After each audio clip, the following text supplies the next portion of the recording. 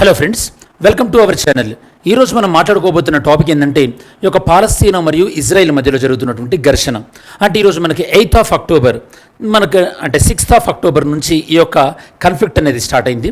7th October అంటే నిన్న మనకి ఇది చాలా తీవ్రతరంగా ఎస్కేలేట్ అయ్యి ఈరోజు మనకి ప్రపంచవ్యాప్తంగా కూడా ఈ యొక్క అన్ని దేశాల దృష్టిని ఈ యొక్క పాలస్తీనా ఇజ్రాయెల్ ఏదైతే ఉందో ఘర్షణ అనేది ఆకర్షిస్తుంది. కోర్స్ ఇది చాలా దురదృష్టకరమైనటువంటి సిట్యుయేషన్. ఎందుకంటే ఈ యొక్క ఘర్షణలు ఏవైతే ఉన్నాయో వీటిలో చాలామంది, కొన్ని వందల మంది తమ యొక్క ప్రాణాలను కోల్పోతున్నారు. ఆల్రెడీ మనం చూసినట్టయితే ఆఫ్ఘనిస్తాన్లో భూకంపం రావడం, అంతకుముందు మనకి మొరాకోలో భూకంపం రావడం, అంతకుముందు టర్కీ బార్డర్లో భూకంపం రావడం, అంతకుముందు మనకి రష్యా ఉక్రెయిన్ యుద్ధం వల్ల ఇలా మనకి మానవ జాతి చాలా యొక్క సఫరింగ్ని ఎదుర్కొంది ఈ లాస్ట్ 1 yearలో. అంతకన్నా ముందు మనకు సిరియా యొక్క సివిల్ వార్, అంతర్యుద్ధం ఇలాంటివి. సరే, మరి ఈ యొక్క చాలా డిజాస్టరస్ టైం, అంటే బాధాకరమైనటువంటి సిచ్యువేషన్లో ఒకసారి మనం ఈ సంఘటన గురించి తెలుసుకోవడానికి ట్రై చేద్దాం. అసలు ఏంది? చాలాసార్లు మీరు న్యూస్లో హమాస్ అని, అలానే గజా అని కొన్ని పేర్లు వినుంటారు. అసలు అంటే ఏంటి, ఇవి ఎక్కడుంటాయి, ఇవన్నీ కూడా ఒకసారి డీటెయిల్గా మనం డిస్కస్ చేయడానికి ట్రై చేద్దాం స్టూడెంట్స్. ఫస్ట్ మనకు అర్థం కావాల్సింది ఏంటంటే ఇది ఇజ్రాయెల్ పాలస్తీనా వివాదం. అంటే మనకి ఇజ్రాయెల్ పాలస్తీనా ఎక్కడుంటాయో తెలియాలి. మన ఇండియాకి వెస్ట్ డైరెక్షన్లో, అంటే పశ్చిమ వైపున ఇజ్రాయెల్ పాలస్తీనా అని ఉంటాయి అన్నమాట. ఈ యొక్క ఇజ్రాయెల్ పాలస్తీనా మ్యాప్ను మీరు ఇక్కడ చూడవచ్చు. ఇది మెడిటరేనియన్ సీ అంటాం, అంటే దీన్ని మధ్యధరా సముద్రం అంటారు అన్నమాట. ఇక మీరు ఈ వైట్ పోర్షన్ ఏదైతే ఉందో ఇదంతా కూడా ఇజ్రాయిల్. ఏదైతే కనుక ఈ కలర్డ్ పోర్షన్ ఏదైతే ఉందో ఇది మనకి పాలస్తీనా అనమాట. సేమ్ ఇక్కడ మీకు చూపెట్టినట్టుగా ఇదంతా కూడా మనకి ఇజ్రాయిలే. ఇక్కడ మీకు ఇవి రెండు కూడా పాలస్తీనా ప్రాంతం. అంటే పాలస్తీనా అనేది ఒక భూభాగంగా లేదు, పాలస్తీనా అనేది 2 భూభాగాల ఈ యొక్క సమూహం అన్నమాట. మరి పాలస్తీనాలో ఈ 2 భూభాగాలు ఉన్నాయి కదా, వీటి యొక్క పేర్లు ఏంటి అని మీరు చూడండి ఒకసారి. ఫస్ట్ దీన్ని మనం ఏమంటామంటే గాజా అంటాం. ఎప్పుడైనా మీరు న్యూస్ పేపర్లో గాజా స్ట్రిప్, గాజా అని అంటే ఈ పార్ట్ అన్నమాట, దీన్ని సూచిస్తుంది గాజా అనేది. ఓకే, సరే. అంటే ఇజ్రాయిల్లో సౌత్ వెస్ట్ ప్రాంతం గాజాలో ఉంటుంది. ఈ ప్రాంతాన్ని ఏమంటామంటే మనం ఈ మ్యాప్లో చూసినా కూడా ఈ ప్రాంతాన్ని, ఓకే 2 మ్యాప్లు సేమే, కాకపోతే మీకు ఇంకా గ్రేటర్ అండర్స్టాండింగ్ కోసం చెప్తున్నాను. ఈ ప్రాంతాన్ని మనం వెస్ట్ బ్యాంక్ అంటాం. West bank. ఎందుకు వెస్ట్ బ్యాంక్ అంటాం, దీని పేరు ఎందుకు వచ్చింది? ఇక్కడ మీరు చూసినట్టయితే కనుక అసలు ఇజ్రాయెల్కి ఏ దేశాలు మనకి సరిహద్దులుగా ఉన్నాయో మీరు చూసినట్టయితే కనుక ఇజ్రాయెల్కి నార్త్ పార్ట్లో మీరు ఇక్కడ ఇందులో చూడవచ్చు. ఓకే, ఇదంతా కూడా ఇజ్రాయెల్కి నార్త్ పార్ట్లో మీకు జోర్డాన్, ఇజ్రాయెల్కి నార్త్ పార్ట్లో మీకు ఇక్కడ జోర్డాన్ ఉంటుంది. దాని తర్వాత లెబనాన్, ఇక్కడ లెబనాన్, సిరియా, జోర్డాన్, ఇవి 3 కూడా. దాని తర్వాత మీకు ఇక్కడ ఈజిప్ట్. అంటే ఇజ్రాయెల్కి బౌండరీలు కలిగి ఉన్నవి మనకి లెబనాన్, సిరియా, జోర్డాన్, ఈజిప్ట్. మీకు ఈ బార్డర్స్ కూడా తెలియాలి. అలా అయితేనే మీకు ఎవరు ఎందుకు సపోర్ట్ చేస్తున్నారు, ఎవరెవరికి సపోర్ట్ చేస్తున్నారు అనేది మీకు క్లారిటీ ఉంటుందన్నమాట. సో ఇక్కడ మనకి జోర్డాన్ ఉంది కదా, జోర్డాన్కి ఇజ్రాయెల్కి మధ్యలో జోర్డాన్ నది అని ఉంటుంది. ఈ యొక్క జోర్డాన్ నది ఎక్కడికి ప్రవహిస్తుంది? డెడ్ సీకి వెళ్తుందన్నమాట. ఓకే, మృత సముద్రం డెడ్ సీకి వెళ్తుంది. మరి ఈ యొక్క జోర్డాన్ రివర్కి ఇది వెస్ట్ వైపు ఉంది కాబట్టి దీన్ని మనం ఏమంటాం? వెస్ట్ బ్యాంక్ అంటాం. అంటే ఇప్పుడు మీకు అర్థం కావాల్సింది ఇజ్రాయెల్ 2 పార్ట్స్, ఒకటి వచ్చేసేసి పాలస్తీనా 2 పార్ట్లు, ఒకటి వచ్చేసి మనకి గాజా, ఇంకోటి వచ్చేసి మనకి ఈ యొక్క వెస్ట్ బ్యాంక్. రిమైనింగ్ మొత్తం కూడా ఇజ్రాయెల్. ఓకే, సరే. మరి యొక్క వెస్ట్ బ్యాంక్ ప్రాంతాన్ని ఎవరు కంట్రోల్ చేస్తున్నారు? ఈ యొక్క వెస్ట్ బ్యాంక్ ప్రాంతాన్ని మనకి PLO, పాలస్తీనా లిబరేషన్ ఆర్గనైజేషన్, వీళ్ళు కంట్రోల్ చేస్తున్నారు అనమాట. ఈ యొక్క వెస్ట్ బ్యాంక్ ప్రాంతాన్ని మనం డిస్కస్ చేస్తాం ఎలాగో. వీళ్ళని మనం ఫతా అంటాం స్టూడెంట్స్. ఏమంటాం? ఫతా. వీళ్ళు కంట్రోల్ చేస్తున్నారు ఈ యొక్క వెస్ట్ బ్యాంక్లో ఉన్నటువంటి పాలస్తీనా ప్రాంతాన్ని. అదే మనకి ఇక్కడ గాజా ప్రాంతాన్ని ఎవరు కంట్రోల్ చేస్తున్నారు? హమాస్ అనేటటువంటి సంస్థ కంట్రోల్ చేస్తుంది. ఇప్పుడు ఎవరిపైన దాడి చేశారు? హమాస్ ఇజ్రాయెల్ పైన దాడి చేసింది అనమాట. అంటే ఇది ఫతాకి సంబంధం లేదు. ఫతాను మనం ఆల్రెడీ పాలస్తీనా లిబరేషన్ ఆర్గనైజేషన్ PLO అంటాం, వీళ్ళకి సంబంధం లేదనమాట. హమాస్ దాడి చేసింది. నేను మీకు ఇప్పుడు నెక్స్ట్ ఒక 4 కారణాలు చెప్తా, హమాస్ అనేది ఇజ్రాయెల్ పైన ఎందుకు దాడి చేసింది అనేది. కాబట్టి మరి నేను హమాస్ అని వాడేటప్పుడు, గాజా అని వాడేటప్పుడు, వెస్ట్ బ్యాంకు, ఫతా ఇవి వాడేటప్పుడు మీకు ఐడియా ఉండాలన్నమాట. ఈ పేర్లు ఐడియా లేదనుకోండి, టెక్నికల్గా మనకి సబ్జెక్ట్ అనేది అర్థం కాదు. మరి ఇజ్రాయెల్ ఏ దేశాలతో బార్డర్ కలిగి ఉందన్నాను?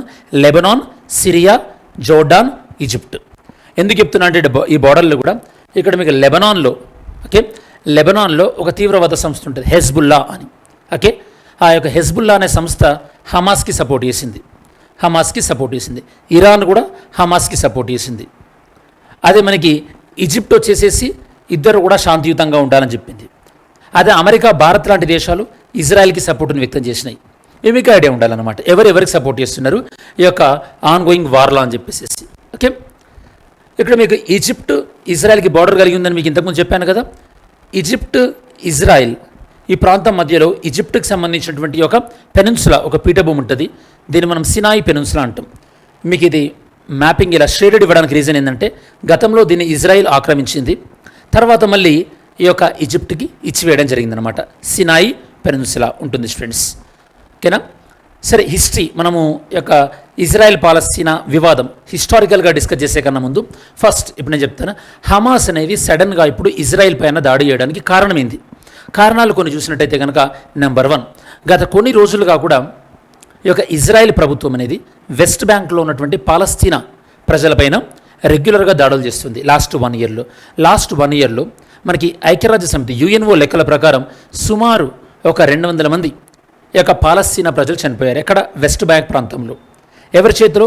ఇజ్రాయెల్ సైన్యం చేతిలో. కాబట్టి మొదటి రీజన్ ఏంటంటే ఈ యొక్క హమాస్కి ఇలా ఇజ్రాయెల్ సైన్యం ఏదైతే కనుక తమ యొక్క ప్రజలపైన చేస్తున్నటువంటి ఈ మారణ హోమం ఏదైతే ఉందో దానివల్ల, అంటే ఈ యొక్క అట్రాసిటీస్ వల్ల వీళ్ళు దాడి చేశారు. Point number 1 first reason. Second reason ఏంటంటే మీరు చూసినట్టయితే కనుక ఈ యొక్క హమాస్కి ఫతాకి మధ్యలో కొన్ని భేదాభిప్రాయాలు ఉన్నాయన్నమాట. హమాస్ చాలా స్ట్రాంగ్గా ఏం నమ్ముతుందంటే, అలానే పాలస్తీనా ప్రజలు చాలా స్ట్రాంగ్గా ఏం నమ్ముతుందంటే ఈ యొక్క ఫతా ఏదైతే కనుక వెస్ట్ బ్యాంక్ను కంట్రోల్ చేస్తుందో ఈ యొక్క ఫతా తమ యొక్క హక్కులను కాపాడలేకపోతుంది. మరి ఫతా యొక్క క్యాపబిలిటీస్ పైన అపనమ్మకం వచ్చినప్పుడు, అంటే ప్రజలు అంత సెక్యూర్గా లేనప్పుడు, అప్పుడు హమాస్ ఏం చేద్దాం అనుకుంటుంది? ఈ సిట్యుయేషన్ని యొక్క లివరేజ్ చేద్దామనుకొని, అంటే ఈ సిట్యుయేషన్ని యూజ్ చేద్దామనుకొని హమాస్ ఏం చేస్తుంది? ఇప్పుడు ఇజ్రాయెల్ మీద దాడి చేసి పాలస్తీనాల వాళ్ళు ఎక్కడున్నా సరే, గాజాలో ఉన్నా సరే లేదా వెస్ట్ బ్యాంక్లో ఉన్నా సరే, వాళ్ళందరికీ మేమే నిజమైనటువంటి నాయకత్వం వహిస్తున్నాం అని చెప్పడానికి, అంటే లీడర్షిప్ క్లెయిమ్ చేసుకోవడానికి. ఇది second reason. Okay, second reason. Third reason ఏంటంటే ఇప్పుడు హమాస్ ఇజ్రాయెల్ పైన దాడి చేయడానికి ఇంకో రీజన్ ఏంటంటే ఇజ్రాయెల్ గవర్నమెంట్ అనేది చాలా స్ట్రాంగ్గా లేదు. Israel government coalition government. మీకు గుర్తుంటే కనుక లాస్ట్ ఫ్యూ ఇయర్స్లో ఇజ్రాయెల్లో చాలాసార్లు ఎలక్షన్ జరిగినాయి. ఎప్పుడు కూడా ఒక పార్టీకి అధికారం రాలేదు. మరి ఎప్పుడు కూడా ఒక పార్టీకి కంప్లీట్గా మెజారిటీ రాదో అప్పుడేమవుతుంది? సంకీర్ణ ప్రభుత్వాలు వస్తాయి. ఎప్పుడైతే సంకీర్ణ ప్రభుత్వం వస్తుందో అప్పుడు గవర్నమెంట్కి చాలా స్ట్రాంగ్ నిర్ణయాలు తీసుకోలేరు. ఈ మధ్యలో బెంజమిన్ నెతన్యాహు ఈ యొక్క ఇజ్రాయెల్ యొక్క ప్రైమ్ మినిస్టర్ ఏం చేశారంటే, ఆ యొక్క దేశంలో ఉన్నటువంటి ఏజెన్సీస్, అంటే మన దగ్గర ఈడీ, సిబిఐ ఉంటుంది కదా, అక్కడ వాళ్ళ దగ్గర ఉన్నటువంటి ఏజెన్సీస్ని చాలా స్ట్రాంగ్ చేద్దామని చెప్పేసి కొన్ని యాంటీ డెమోక్రటిక్ డిసిషన్ తీసుకున్నాడు, అప్రజాస్వామిక నిర్ణయాలు. ఈవెన్ జ్యుడిషియరీని కూడా కంట్రోల్ చేయబోయాడు అనమాట. ప్రపంచవ్యాప్తంగా దానిపైన నిరసనలు వచ్చినాయి. ఈవెన్ ఇజ్రాయెల్లో ఉన్నటువంటి రిజర్వ్ ఫోర్స్, మన దగ్గర ఈ యొక్క ఈ యొక్క సెంట్రల్ ఆర్మ్డ్ ఫోర్సెస్ ఉంటాయి కదా, అలాంటి రిజర్వ్ ఫోర్స్ కూడా ఈ యొక్క ఇజ్రాయెల్ ప్రైమ్ మినిస్టర్ తీసుకునే నిర్ణయాన్ని తప్పుపట్టినాయి. అంటే ఇజ్రాయెల్లో పరిస్థితి బాలేవు, ఇది హమాస్కి ఈ యొక్క సిట్యుయేషన్ అనేది ఫేవరబుల్గా అనిపించింది. ఇది మూడవ రీజన్. ఓకే, నాలుగవ రీజన్ ఏంటంటే ఇప్పుడు మీరు చూసినట్టయితే కనుక రీసెంట్గా ఏం జరిగిందంటే ఈ యొక్క మధ్య ఆసియా ప్రాంతంలో చైనా ఏం చేసిందంటే సౌదీ అరేబియా, ఇరాన్ ఈ రెండు దేశాల మధ్యలో ఒక పీస్ డీల్, స్నేహ బంధాన్ని పెంపొందించే విధంగా వాళ్ళిద్దరిని కూడా కలిపింది. Saudi Arabia, Iran. యాక్చువల్గా సౌదీ అరేబియా ఎవరికి ఫ్రెండ్స్? ట్రెడిషనల్గా అమెరికాకు ఫ్రెండ్. అంటే ఇప్పుడు అమెరికాకి ఏమర్థమైంది? సౌదీ అరేబియా స్లోగా తమ చేతుల నుంచి వెళ్ళిపోతుంది అని అర్థమైంది.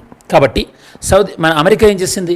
సౌదీ అరేబియాని ఇరాన్, చైనా వైపుకు వెళ్ళిపోకుండా సౌదీ అరేబియా ఇజ్రాయెల్ వైపు వచ్చే విధంగా సౌదీ అరేబియా, ఇజ్రాయెల్ మధ్యలో ఒక శాంతి ఒప్పందం దిశలుగా అమెరికా ట్రై చేసింది.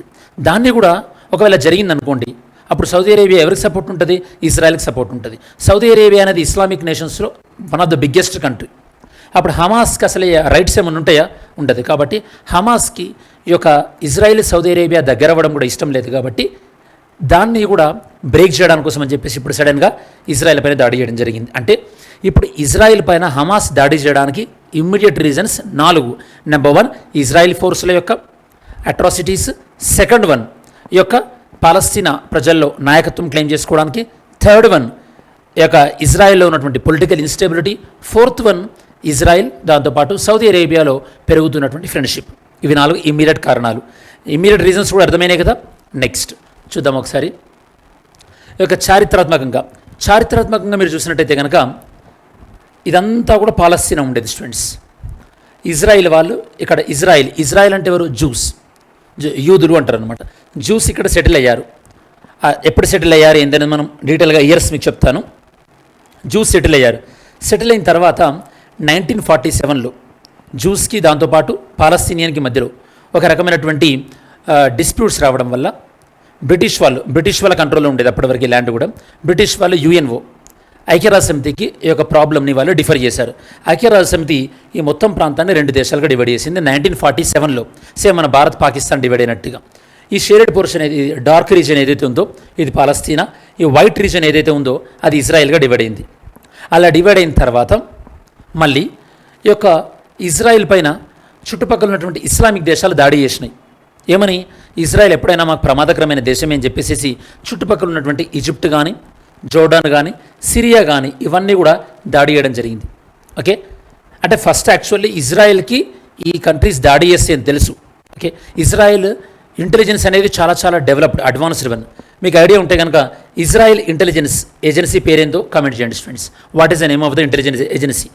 కాబట్టి ఇజ్రాయెల్ ఏం చేసింది? వీటన్నిటి మీద దాడి చేసి వాటినన్నింటినీ ఈ యొక్క డిఫీట్ చేసింది. అంటే ఈ యొక్క అవన్నీ కూడా ఓడిపోయినాయి. ఏవన్నీ? ఈజిప్ట్ ఓడిపోయింది, అలానే జోర్డాన్ ఓడిపోయింది, దాంతోపాటు సిరియా ఓడిపోయింది. ఇలా ఓడిపోయిన తర్వాత ఏం జరిగింది? ఇలా ఓడిపోయినప్పుడు సిరియా ఓడిపోయిందని చెప్పాను కదా, సిరియా నుంచి గోలాన్ హైట్స్ అనేదాన్ని తీసుకుంది. ఒక ప్రాంతాన్ని గోలాన్ హైట్స్ అనే ప్రాంతాన్ని కైవసం చేసుకోవడం జరిగింది, తీసుకుంది. ఇప్పటివరకు కూడా ఇవ్వలేదు ఈ యొక్క గోలాన్ హైట్స్. ఓకే, గోలాన్ హైట్స్ని తీసుకుంది. అలానే జోర్డాన్ నుండి ఈ యొక్క వెస్ట్ బ్యాంక్ ఉందా, వెస్ట్ బ్యాంకులో ఈస్ట్ జెరూసలం అనే సిటీ ఉంటుంది. మీకు నెక్స్ట్ వేరే మ్యాప్లో చూపిస్తాను. ఈస్ట్ జెరూసలం అన్న సిటీ ఉంటుంది. దాన్ని జోర్డాన్ వాళ్ళ దగ్గర నుంచి తీసుకున్నారు. ఈజిప్ట్ దగ్గర నుంచి ఈ సినాయి పెనున్సులా అనే దాన్ని మొత్తం కూడా తీసుకోవడం జరిగింది. ఓకే, తర్వాత మళ్ళీ 1973లో మళ్ళీ యుద్ధం జరిగినప్పుడు అప్పుడు ఇజ్రాయెల్ వాళ్ళు గెలిచినప్పటికీ కూడా ఇజ్రాయెల్ వాళ్ళు ఈజిప్ట్కి ఈ ప్రాంతాన్ని తిరిగి అప్పగించారు. ఓకే, రీసెంట్గా ఈ సినాయి పెనున్సులానే ఈజిప్ట్కి సంబంధించినటువంటి ఈ సినాయి పెనున్సులా పైన ఏ ప్రాంతంలో COP27 సమావేశం జరిగింది? ఆన్సర్ చేయండి స్టూడెంట్స్.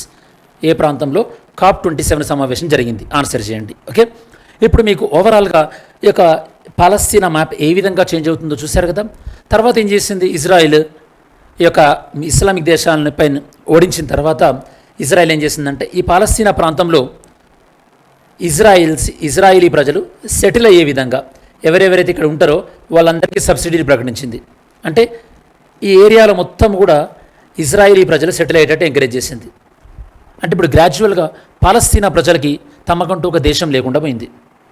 ఎక్సెప్ట్ గాజా ప్రాంతంలో ఇజ్రాయిల్ ఎక్కువ లేరు, కాకపోతే వెస్ట్ బ్యాంక్ ప్రాంతంలో ఇజ్రాయిల్ స్థిరపడ్డారనమాట. అంటే ఇప్పుడు మీరు ఒక వీట్ అంటే పిండి తీసుకున్నారనుకోండి, అటాలో షుగర్ కలిపారనుకోండి, can you separate the sugar from atta? Separate చేయలేరు కదా. అలానే ఇలా ఆక్యుపై చేశారనమాట. అందుకోసం మీకు అప్పుడు గుర్తుంటే కనుక భారతదేశ ప్రభుత్వం కూడా జమ్మూ ప్రాంతంలో కూడా పండిట్స్ ఎవరైతే కాశ్మీర్ పండిట్స్ ఉంటారో వాళ్ళందరూ వెళ్ళి సెటిల్ అయ్యే విధంగా భారతదేశ ప్రభుత్వం కొన్ని చర్యలు తీసుకుంటుంది అని అప్పట్లో మన ఎక్స్టర్నల్ అఫైర్స్ మినిస్టర్ కూడా చెప్పారు, గుర్తుంటే మీకు. అది కూడా సేమ్ ఇజ్రాయెల్ ప్లానే అన్నమాట. ఇది హిస్టారికల్గా పాలస్తీనా మ్యాప్ ఎలా చేంజ్ అవుతూ వచ్చిందో మనం తెలుసుకోవచ్చు. సరే, ఇప్పుడు వార్తల్లో ఎందుకుంది ఇది? ఇజ్రాయెల్ పైన యొక్క హమాస్ యుద్ధం ప్రకటించడం జరిగింది. Israel, south Israel as well as central Israel. ఈ ప్రాంతంలో ఇజ్రాయెల్కి బార్డర్ కంట్రీస్. ఇజ్రాయెల్ మనకి మిడిల్ ఈస్ట్ ప్రాంతంలో ఉంది. Israel eastern end of the Mediterranean సముద్రానికి యొక్క ఈస్టర్న్ డైరెక్షన్లో తూర్పు దిశలో ఉంది. ఇజ్రాయెల్కి border countries Lebanon, Syria, Jordan, Egypt, అలానే మెడిటరేనియన్ సీ. ఇవి బార్డర్ కంట్రీస్. ఇది మీకు బేసిక్ ఐడియా ఉండాలి ఇజ్రాయెల్కి ఏవేవి సరిహద్దులు అని చెప్పేసి. ఫస్ట్ ఇదంతా కూడా 1897లో స్టార్ట్ అయింది ఈ కాన్ఫ్లిక్ట్ అంతా కూడా.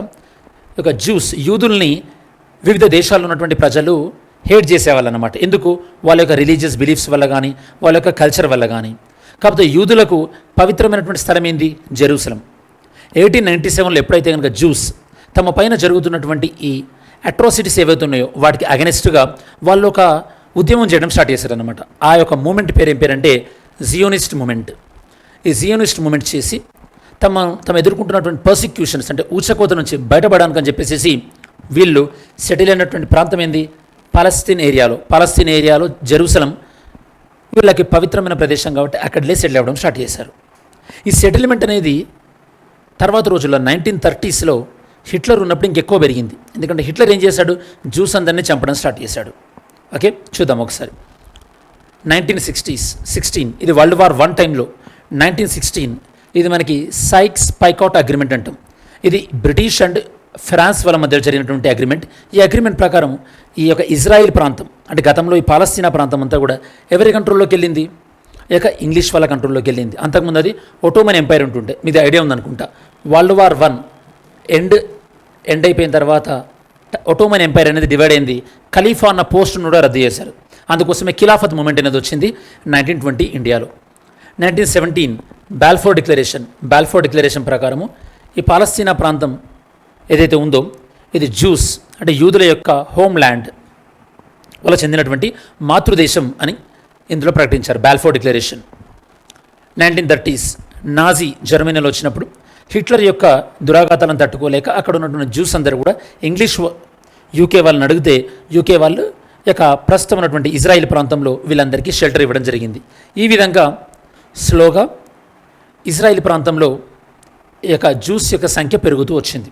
మరి 1947 నేను మీకు ఇందాక చెప్పినట్టు అక్కడ ఉన్నటువంటి పాలస్తీనా ప్రజల మధ్యలో అలానే యొక్క జ్యూస్ మధ్యలో డిఫరెన్స్ వచ్చినప్పుడు యుఎన్ఓ ఏం చేసిందంటే ఈ ప్రాంతాన్ని రెండుగా డివైడ్ చేసింది, ఇజ్రాయిల్గా మరియు పాలస్తీనాగా డివైడ్ చేసింది అనమాట. నెక్స్ట్ 1948, 1949 ఈ ప్రాంతంలో ఎప్పుడైతే ఇలా ఈ ప్రాంతం మొత్తం కూడా రెండు భాగాలుగా డివైడ్ అయిందో చుట్టూ ఉన్నటువంటి ఇస్లామిక్ దేశాలన్నీ కూడా ఇజ్రాయిల్ పట్ల కొద్దిగా ఇన్సెక్యూర్ ఉన్నాయన్నమాట. ఎందుకంటే ఇజ్రాయిల్ అనేది వెస్ట్రన్ కంట్రీస్కి జ్యూస్ అనేవాళ్ళు అమెరికాకి చాలా క్లోజ్ కాబట్టి మీరు ఓపెన్ హ్యామర్ సినిమాలో కూడా చూసుంటారు. ఓపెన్ హ్యామర్ సినిమాలో కూడా లైక్ జ్యూస్ కనెక్షన్స్ ఉంటుంది మనకి ఐన్స్టీన్ దగ్గర నుంచి కూడా. ఓకే, సరే వీళ్ళు ఎప్పుడైనా మనకు ప్రమాదం అని చెప్పేసి ఒక అరబ్ దేశాలైనటువంటి ఈజిప్ట్, జోర్డాన్, ఇరాక్, సిరియా ఇవన్నీ కూడా ఇజ్రాయెల్ పైన యుద్ధాన్ని ప్రకటించడం జరిగింది. ఈ యుద్ధంలో ఇజ్రాయెల్ అనేది ఈ దేశాన్ని ఓడించడం జరిగింది స్టూడెంట్స్. ఓకే, ఇజ్రాయెల్ విక్టరీ అయింది. ఇజ్రాయెల్ ఓడించిన తర్వాత ఈ దేశాలను ఇజ్రాయెల్ యొక్క పవర్ ఇంకా పెరిగింది. మరి పెరిగినటువంటి ఇజ్రాయెల్ యొక్క పవర్ వల్ల మళ్ళీ నెక్స్ట్ వచ్చినటువంటి యుద్ధం ఏంది మనకి 6 Day War 1967. మరి ఎప్పుడైతే ఇజ్రాయెల్ యొక్క పవర్ ఇలా పెరిగిందో ఈ యుద్ధంలో మరి పాలస్తీనా ప్రజల యొక్క రక్షణ కోసం ఏర్పడిన సంస్థ పేరు ఏంది, పాలస్తీనా లిబరేషన్ ఆర్గనైజేషన్, PLO 1964లో ఏర్పడింది. తర్వాత 1967లో 6 Day War. సేమ్ ఇందాక మీకు చెప్పాను కదా, ఇజ్రాయెల్ చుట్టూ ఉన్నటువంటి దేశాలు ఏవైతే ఉన్నాయో ఇక జోర్డాన్ అండ్ సిరియా, ఈజిప్ట్ ఈ దేశాలను కూడా దాడి చేసినాయి. ఆ 3 దేశాలు కూడా ఓడిపోయినాయి. సిరియా ఓడిపోయినందుకు గాను గోలాన్ హైట్స్ను కోల్పోయింది.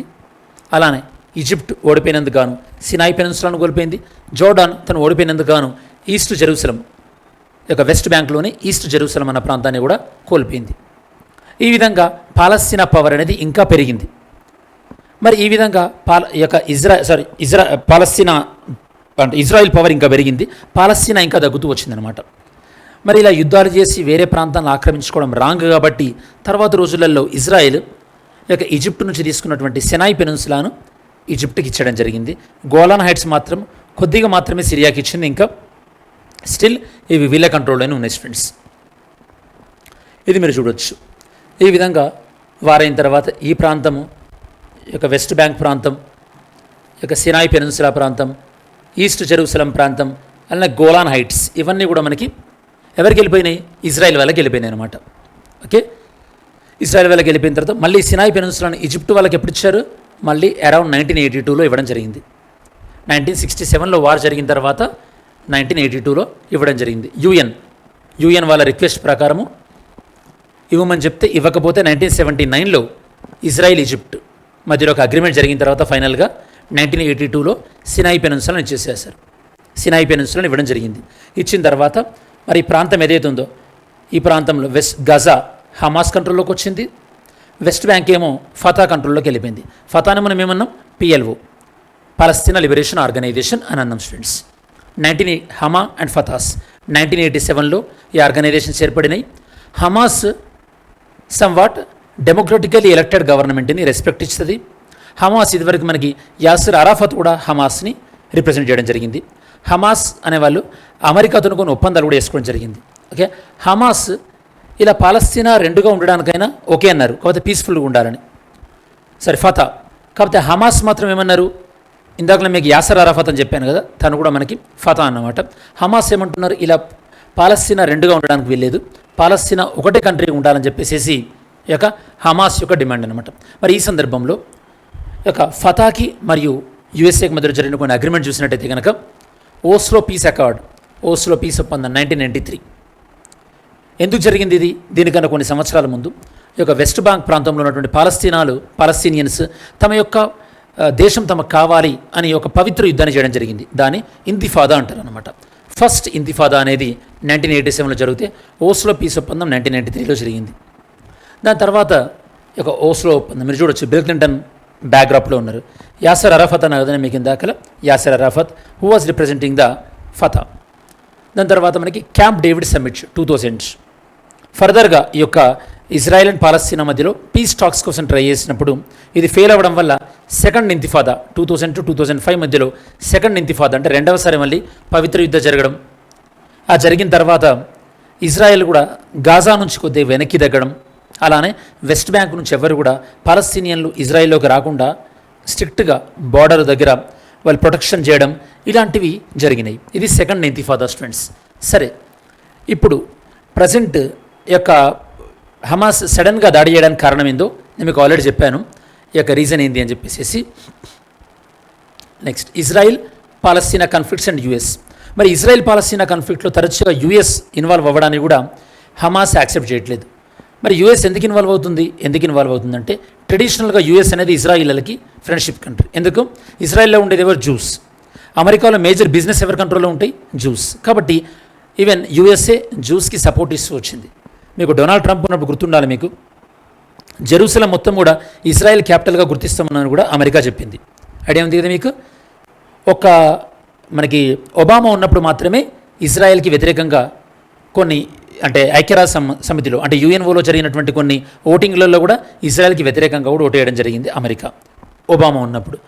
మళ్ళీ డొనాల్డ్ ట్రంప్ వచ్చిన తర్వాత మళ్ళీ సిచ్యువేషన్ రివర్స్ అయిపోయింది అనుకోండి. అమెరికా చాలా క్లోజ్గా ఇజ్రాయిల్ వైపు వెళ్ళింది. ఈవెన్ డొనాల్డ్ ట్రంప్ అల్లుడు కూడా మనకి జూస్, ఓకే, ఈ యొక్క యూదులకు సంబంధించిన అనమాట.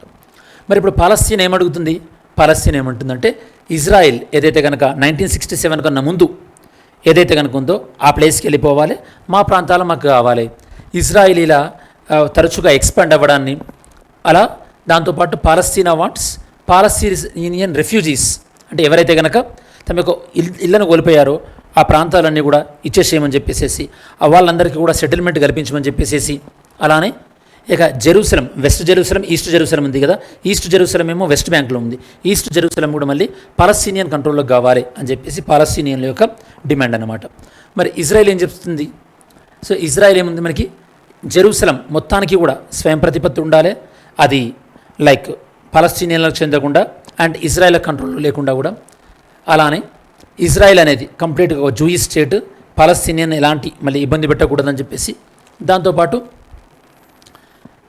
ఈ యొక్క రెఫ్యూజీస్ ఎవరైతే గతంలో వెళ్ళిపోయారో వాళ్ళందరూ పాలస్తీనా ప్రాంతానికి తిరిగి వస్తే ఏం కాదు, ఇజ్రాయెల్ ప్రాంతానికి మాత్రం వస్తే మేము ఒప్పుకోమని చెప్పేసి వీళ్ళు అంటున్నారు స్టూడెంట్స్. ఇది ఇజ్రాయెల్ యొక్క ఇష్యూ అన్నమాట. What is so special about Jerusalem ఏంటంటే మనకి ఇది పవిత్రమైనటువంటి ప్రదేశం రిలీజియస్గా, ఎవరికి? ఈ యొక్క పాలస్తీనియన్లకి, దాంతోపాటు ఈ యొక్క జూస్, వీళ్ళిద్దరికీ కూడా రిలీజియస్లీ ఇంపార్టెన్స్ వన్. మనకి holiest place to both Judaism, దాంతోపాటు ఇస్లామిక్ రిలీజియన్, ఈవెన్ క్రిస్టియానిటీకి కూడా చాలా పాపులర్ ప్లేస్ స్టూడెంట్స్ జెరూసలం అనేది. ప్రస్తుతానికి Jerusalem international city, Israel capital వచ్చేసి టెల్ అవీవ్. కాకపోతే అమెరికా లాంటి కొన్ని దేశాలు ఇజ్రాయెల్ క్యాపిటల్ని జెరూసలంగా కూడా వాళ్ళు యాక్సెప్ట్ చేయడం జరిగింది. మరి మొత్తం పాయింట్ ఆఫ్ వ్యూలో ఇండియా స్టాండ్ ఏంది? 1947 ఇండియా ఈ యొక్క ఇజ్రాయెల్ జెరూసలం విడగొట్టడాన్ని వ్యతిరేకించింది. బట్ సేమ్ ఇండియా 1950లో ఇజ్రాయెల్కి సపోర్ట్ ఇచ్చింది. అంటే ఈ యొక్క ఇజ్రాయెల్ని ఒక దేశంగా గుర్తించడం జరిగింది.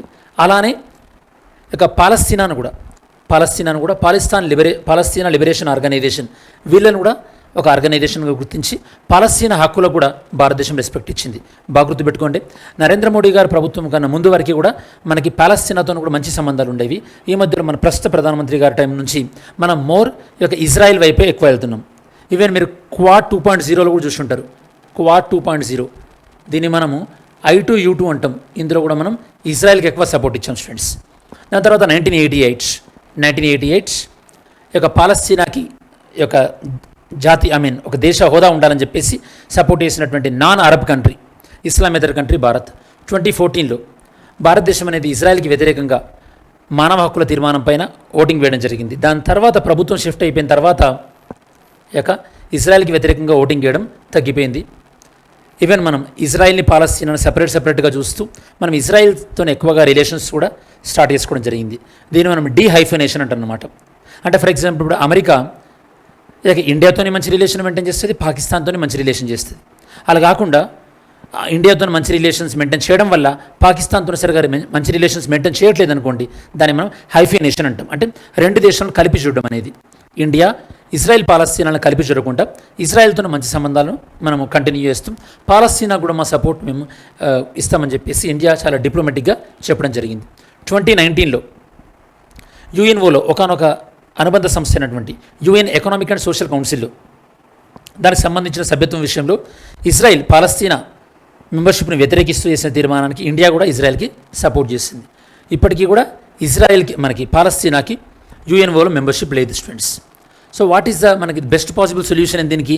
ఇవన్నిటికీ బెస్ట్ పాసిబుల్ సొల్యూషన్ ఏంటంటే ఈ యొక్క 2 స్టేట్ ఏదైతే ఉందో అంటే ఇజ్రాయెల్ ప్రాంతం, దాంతోపాటు ఈ యొక్క పాలస్తీనా ప్రాంతం అనే దాన్ని ఈ యొక్క అంటే గాజా అండ్ అలానే వెస్ట్ బ్యాంక్ ప్రాంతాన్ని ఒకటిగా చేస్తూ పాలస్తీనా దేశాన్ని ఈ యొక్క ఐడెంటిఫై చేయడం ద్వారా ఈ యొక్క రెండు దేశాల యొక్క ప్రజల యొక్క సార్వభౌమత్వాన్ని మనం రెస్పెక్ట్ చేసినట్టు ఉంటుంది. ఇది మనకి అల్టిమేట్ సొల్యూషన్. మనకి yesterday video question, which of the following statements about the Sammakka Sarakka జాతర ఈజ్ రైట్? సమ్మక్క సారక్క జాతరకు సంబంధించి ఏది రైట్? ఈ యొక్క 3 only. The festival commemorate the resistance against the taxation and oppression by Sammakka Sarakka. ఈ యొక్క సమ్మక్క సారక్కలు ఈ యొక్క ట్యాక్స్ వ్యతిరేకిస్తూ అప్పుడు కాకతీయ ప్రతాపరుద్రుని పైన చేసినటువంటి పోరాటానికి గుర్తుగా దీన్ని మనం జరుపుకుంటామని చెప్పేసి చెప్పొచ్చు. ఈరోజు question, where is the Sinai peninsula located? Sinai peninsula అనేది ఎక్కడుంది? ఆప్షన్ చెక్ చేసి చెప్పండి. Mains question, discuss about the impact of the Israel Palestine issue on the region and it's impact on the India interest. Palestine Israel conflict అనేది ఆ ప్రాంతం పైన ఎలా ప్రభావితం చూపుతుంది, ఇండియా పైన ఎలా ఇన్ఫ్లుయెన్స్ చూపెట్టే అవకాశం ఉంది అని ఈ యొక్క మెయిన్స్ క్వశ్చన్. సరే, వీడియో చివరిలోకి వచ్చాం కాబట్టి ఈ వీడియోలో మెయిన్గా మనం ఇజ్రాయెల్ పాలస్తీనా వీటి యొక్క జాగ్రఫీ పాయింట్ ఆఫ్ వ్యూలో, అలానే పాలస్తీనా మ్యాప్ హిస్టారికల్గా ఎలా మారుతూ వచ్చింది, ఈ యొక్క కాన్ఫ్లిక్ట్కి హిస్టారికల్ బ్యాక్గ్రౌండ్ మనం డిస్కస్ చేసాం. దాని తర్వాత ఇజ్రాయెల్ వెర్షన్ ఏంది, పాలస్తీనా వెర్షన్ ఏంది, అండ్ ఇండియా వెర్షన్ ఏంది, అండ్ యూఎస్ రోల్ ఏంది, ఇవన్నీ కూడా డిస్కస్ చేయడం జరిగింది. ఐ హోప్ మీకు ఈ కాన్సెప్ట్ అర్థమైంది అని నేను అనుకుంటున్నా. ఇంకా మీకు ఫర్దర్గా డౌట్స్ ఉన్నా కూడా కామెంట్ సెక్షన్లో ఇంక్లూడ్ చేయండి. ఇది స్టూడెంట్స్ మనకు ఇజ్రాయెల్ పాలస్తీనాకు సంబంధించినటువంటి సమగ్రమైన విశ్లేషణ.